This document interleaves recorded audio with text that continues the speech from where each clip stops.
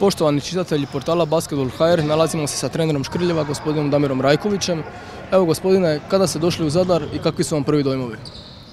Mi smo stigli danas za vrijeme ručka, odradili ručak, odmor u hotelu Kolovare, ambijent je dobar, atmosfera je odlična, pogotovo mislim da smo mi ovdje zaslužili tu nagradu da budemo poslije ovakve sezone na Final 8-u i mislim da ćemo uživati kroz ova 2-3 dana ovdje, a možda i 4, ko zna.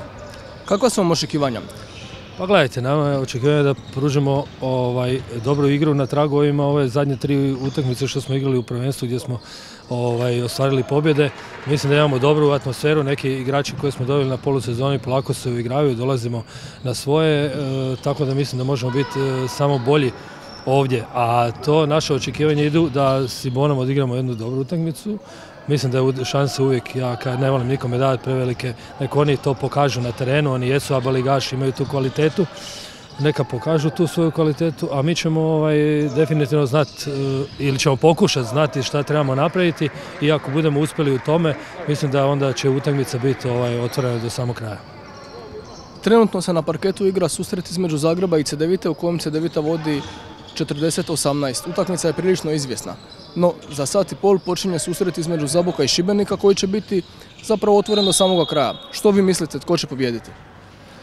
Da, ovdje su definitivno Cedevita i Zadar prošli najbolju ždrijebu, dobili su najlakše protivnike, to se vidi kroz ovu utakmicu. Ono što je Šibenik Zabok, ne znam, igrali su nedavno u Šibeniku, bila je utakmica otvorena do kraja.